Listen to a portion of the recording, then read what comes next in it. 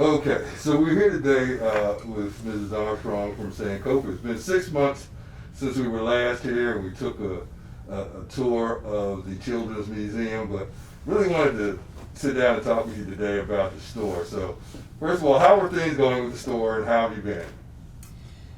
Well, I've been fine.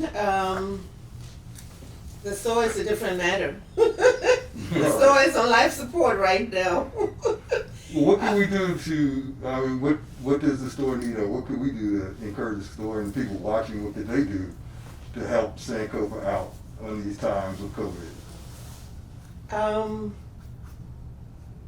Several things I imagine. You've been to the store and we'll probably take a quick tour of the store today, but we have clothing and accessories, jewelry and that kind of thing, as well as a nice, I'll say a wonderful gallery of African art. So COVID has kind of interrupted everything. Our customers who mostly purchase jewelry, for instance, and clothing for church and other occasions are not able to, one, come out, or two, when they do come out, they are admiring things, but they're saying, I don't have any place to wear it to right now because of COVID. So we're hoping that things are going to improve. You know, when the sun is out, you tend to forget that there's still a pandemic going around. We certainly would like to, encourage everybody to, to come out, and we will take a look at the store. But just tell us, what do you have in the store? Do you have any, either special articles of clothing or special, I don't call them artifacts, but items that people can buy? I know the jewelry that you have in there is tremendous and authentic, and you can't get that anywhere else. Almost anywhere else in the United States. So tell us a little bit about the stuff that you have in there, and how'd you come about acquiring this stuff? Wow. We've been running the store since 1994. So that's a long time. And in terms of the African art, we have collected over a long period. So we have a pretty impressive collection of what is called ethnographic art. And we can get to see it now. I must say that when the store reopened in July,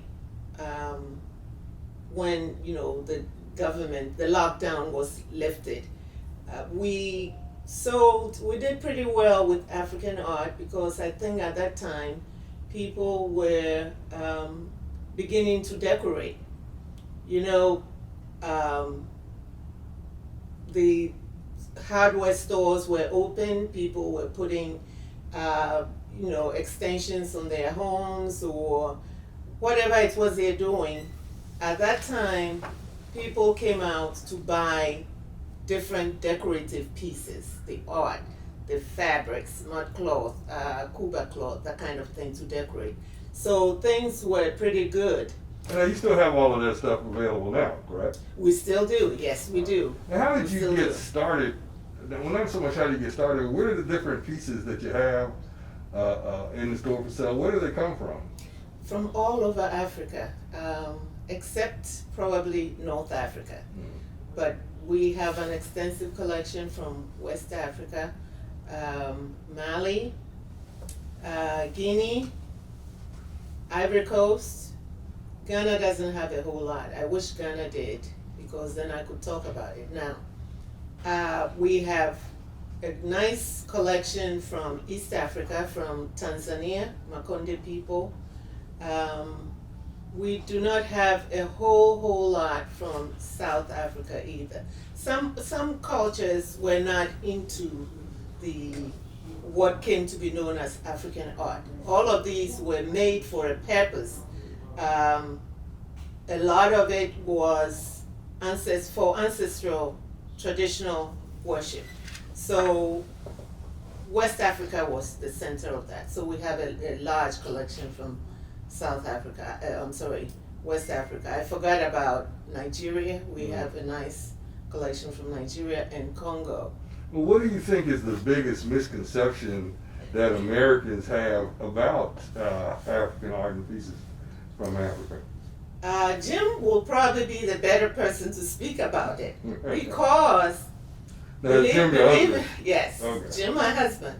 Believe it or not, we grew up believing that all of this art was idol worship. So me personally, never got close enough to anything because it was taboo. If you're raised a Christian, you don't go anywhere near.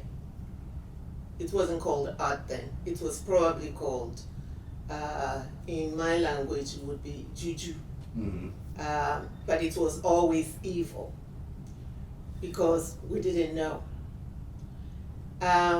The funny thing is, it took Jim, who is of the Western culture, who had no idea what these things were supposed to mean, to say, let's go into African art.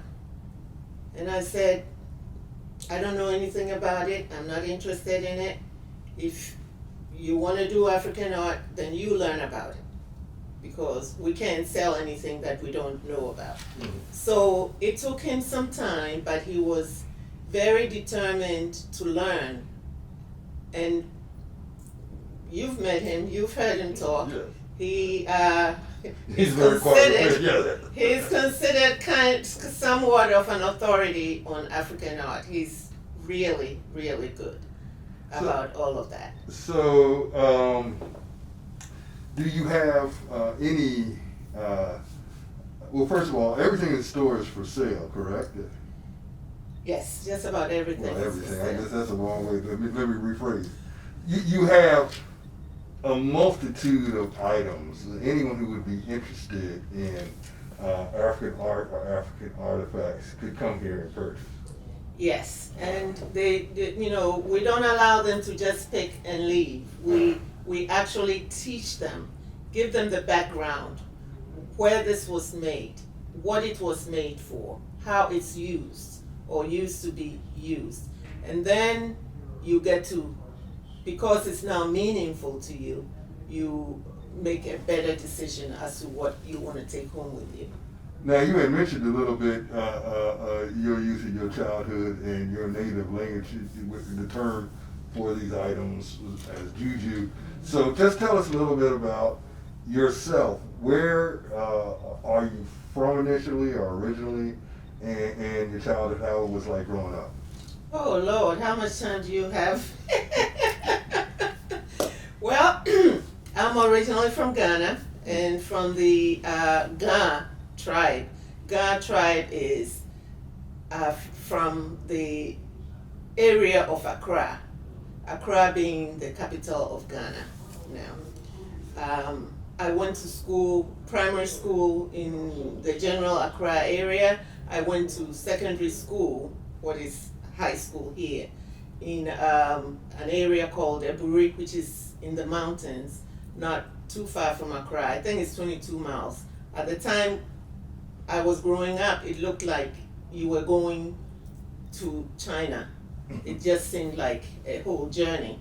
And it was a production to get your stuff together and find transportation to go. But I went to school in Eburi for 7 years, 5 years being high school, and the other 2 years would be considered a period when you prepare to go to college. It was based on the British system. And things have changed a little bit. I'm not sure how, but things have changed a little bit. And it was a boarding school, as were most secondary schools in Ghana at the time. The British had set up a lot of boarding schools. So you leave home and go stay somewhere for 3 months, go to school, come home for 2 weeks and go back to school. And it was a wonderful experience. That's where you make most of your childhood friends. Let me ask you this. How did you meet your husband, Jim? Um, I had first started my shop on Charles Street in a small. Oh, so you actually met him here in Baltimore? Yes, I met him here in Baltimore. He was going for an appointment and he saw the window, I think he said, and he came up. Now, what type of shop was the original shop that you had on Charles Street? It was mostly clothing and jewelry. I did not have any African Art at all because, like I said, it was something that I knew nothing about and didn't want to have anything to do with it until he started reading about it later on, and we realized that a lot of the things we thought we knew, or at least I thought I knew, was incorrect. Well, okay, let's talk about that a little bit. How did you reconcile, being taught things that were incorrect, or being taught, raised in the British system and being exposed, I assume, to that version of Christianity, and putting aside, I guess, the I'll call it indigenous art and indigenous aspects of your heritage, and now you've been able to kind of bring them back together. So how were you able to reconcile it? Tell us a little bit about that journey. I guess I was more open-minded and open to hearing what he had to say about it, because that's how you grow. If we were going to be selling African art, so to speak, I needed to learn about it. And I realized that a lot of African art involves ancestor worship. It was not to curse somebody. It was like most religions, Africans have a recognition and acknowledgement of God. Regardless of what name anybody calls it, I think most religions recognize that there is a supreme being who is responsible for all of us. Now, the difference is who is interceding on your behalf. In Christianity, it's going to go through Jesus Christ.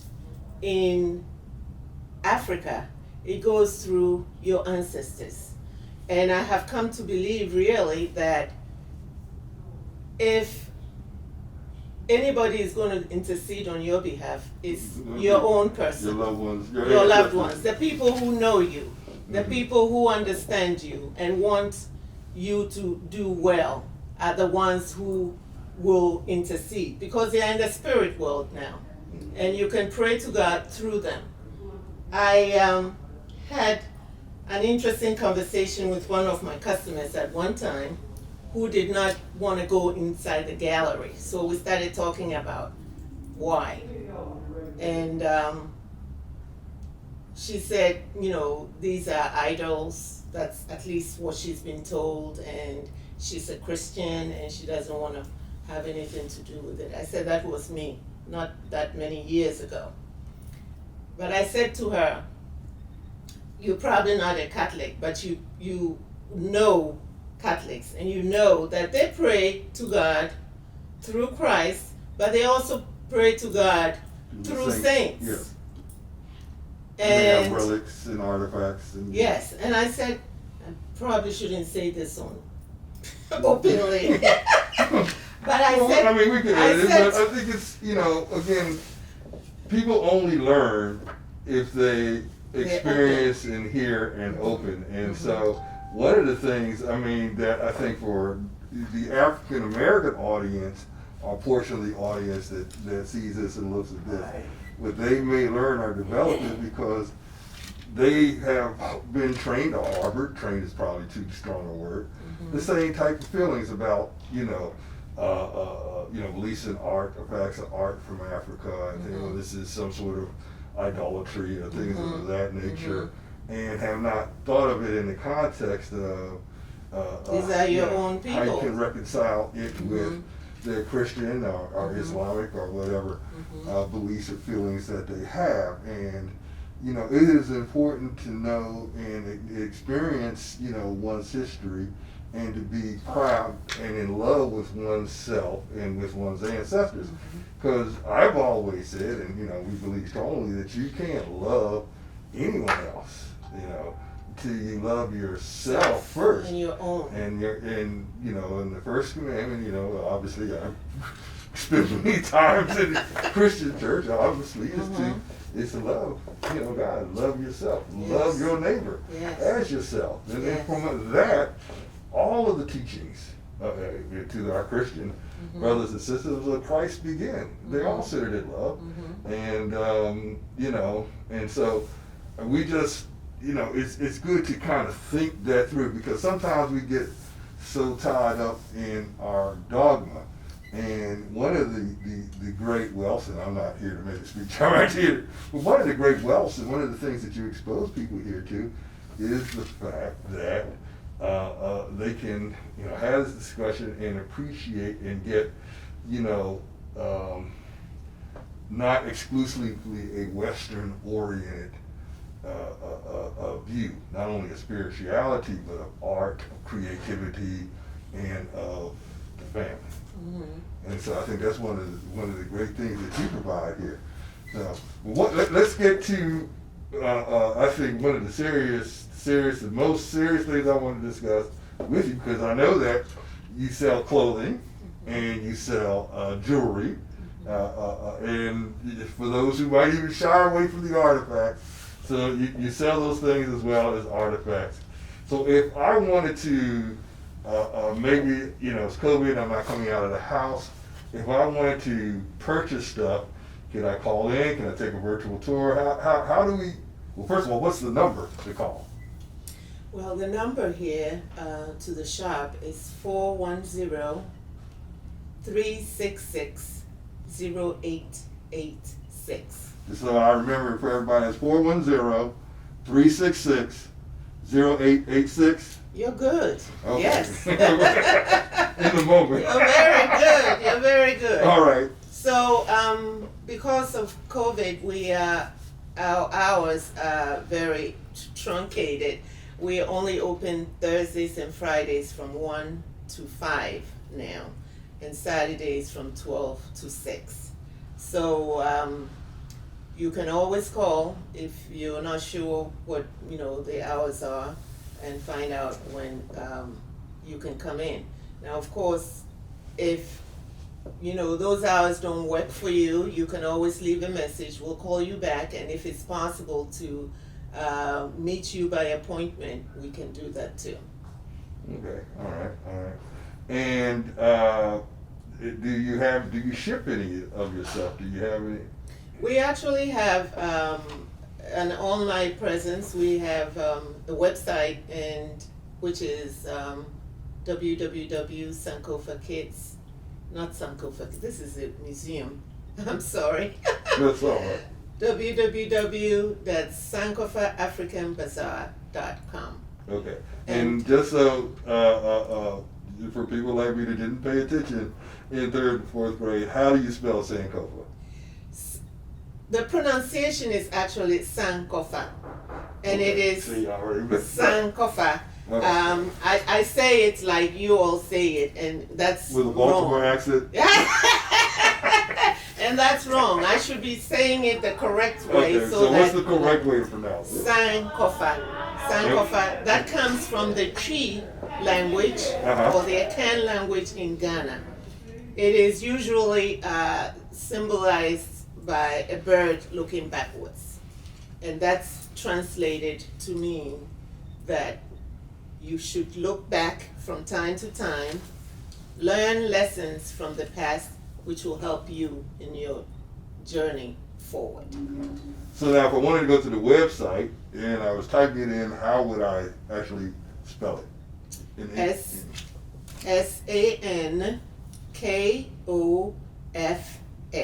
Okay, so that's Sankofa. www.Sankofa. African and World Bazaar. Actually, SankofaAfricanBazaar.com for the website. SankofaAfricanBazaar.com. Are Yes. there periods between, or is it just one No. word? It's just one word. So it's www.SankofaAfricanBazaar.com. Yes. Okay. And since I mentioned the museum, I might as well mention Just tell us a the little bit about the museum. museum, what you guys are doing with that. So, all those years we were on Charles Street and meeting all these wonderful people, it became obvious that people wanted to know about Africa, and there weren't many places that they could go looking for it. Actually, if you don't know what you don't know, it's kind of hard to go Google because you are not sure what you don't know. Exactly. So we recognize that, you know, we were spending a lot of time teaching people. You can't, I'll not just sell this piece of mudcloth to you without telling you something about mudcloth. So we decided that we needed to do something. Actually, we had tried to sell our shop so that we could retire. I was ready to go back to Ghana. But we were not able to sell the store. And so we had to find something else different to give to the community besides the store. I mean, we were stuck with the store at that time. But we wanted to do something. And we got the opportunity to offer a pilot program to some school children in Baltimore. And we realized just how they responded to all that. The program was mostly to teach them that Africa is not a country, that Africa is a continent and has 54 countries. And through, you know, from that theme, we were able to offer, you know, African music, we were able to offer them storytelling, we were able to offer them information about the art. They could draw the pieces that they liked, all kinds of wonderful things, and they responded so well. It touched my heart. And I said to Jim, look, we can't do this just for one time. So we had to keep on doing it. We have to keep on doing it. We have to make this available to any child who is interested in learning about African art. We knew we had lost the adults mostly, and we wanted to start, because we hear mostly people say, I didn't know anything about Africa until I was in college, you know, and this would be for the benefit of ones who had been to college. What about everybody else? So we wanted to start with the children so that they could say when they are 25, you know, I went to a museum in Baltimore when I was 10 and learned all kinds of wonderful things. Maybe it helps them decide, make plans to go visit Africa one time. Maybe they decide they want to do a DNA thing and figure out what country it is that their ancestors came from. We can see a whole lot of good coming out of this. So the store supports the museum. The store supports the museum. And so if you wanted to support the museum effort, you'd buy something from the store, correct? That helps, yes. Yes, so what that we want helps. to do You again can also donate. And you can also donate? Yes. Okay. And so you're set up as a nonprofit? We are a nonprofit, yes. And so your donations are 100% tax deductible. And we started talking about COVID and how COVID has affected everything, and I know it's affected the store, and I know it's affected the museum, but what is the vision, hopefully, that, you know, we get past this virus, this pestilence, and we're able to, you know, get restart or whatever. You're going to have the museum going, you're going to have children coming in from schools and daycares and things of that nature. You're going to have the store running. I mean, you guys are, you know, I'm not going to say if we pull through, we're going to pull through. We are. And you guys are going to be up and running and service the Baltimore area and surrounding communities with the museum and the access to the clothing, the jewelry, and the art and the artifacts. So I think that's just a marvelous thing, and we want to thank you. So before we go, if you want to purchase something from the store, what is the number to call? 410-366-0886. And if you want to go on the internet, again, what is the website? www.sankofaafricanbazaar.com, and it's all one word until .com. All right, and I want to take a minute just to really thank you for taking the time and talk to us, and you will share. I was telling people when I came in here, I love the backdrop, and we were talking a little bit about the king. I don't know if the king is in the shot, but the queen, the wife is directly behind you. And I know that when I'm doing my little Zoom meetings and stuff and looking for a background, what a wonderful background those two representatives of our ancestors would be. Yes. And I think, is that mud cloth in between the two of them there? That is Cuba. See, okay. We're learning. We're learning. Right. This is from Congo. Okay. And there are so many. They are all handmade out of, I guess it's called straw. And the women, I don't want to misspeak, so I'll leave that alone. You leave it to Jim, but it's made out of straw. Yes, the women do a part of it, and the men do another part of it. Yes, right. These are from Nigeria. Okay.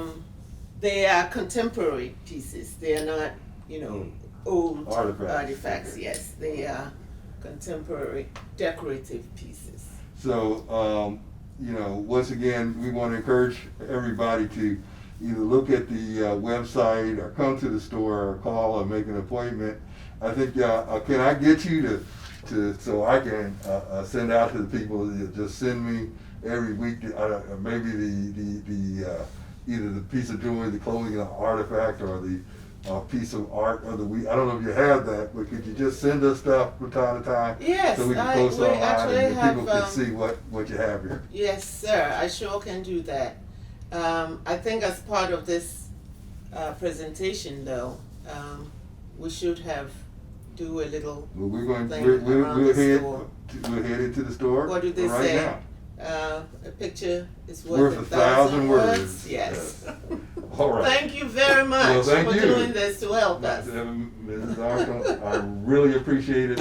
And again, we want everybody to support Sankofa. Buy something. Help us keep the museum and the store active and alive. This is a unique thing that we have here in Baltimore, and we want everybody to come out and follow Mrs. Armstrong, come speak to Jim, learn something about Africa, learn something real about Africa, and then you also get the chance to actually touch and feel the artifacts. You wear the clothing, you can put on the jewelry here at Sankofa. Can I say, thank you. Go ahead. One more thing. If you're interested, if you have children or grandchildren or nieces or nephews, and you would like to bring them to the museum, you can start. The museum is still closed, but you can start by going online, check us out on Google. We have a tour, a 360 tour of the whole building, including the store, and that would be your teaser. That would be your first taste of what you can expect when you come here. Sankofa. Yes. All right. Well, thank you. Let's go to the store. Thank you.